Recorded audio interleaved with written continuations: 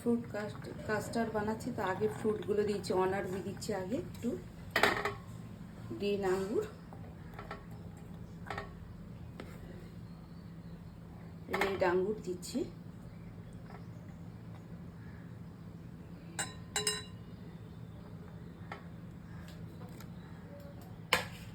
এবারে কিন্তু এই কাস্টার্ড ঢালছি।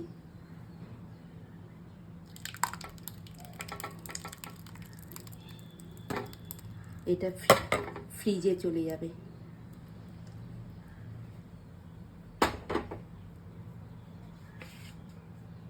এই ওপর থেকে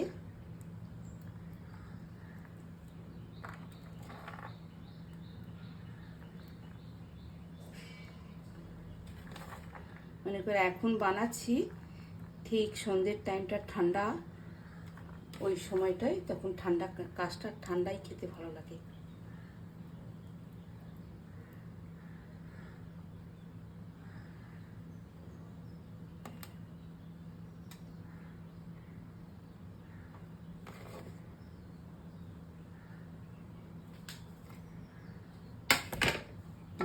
দেখুন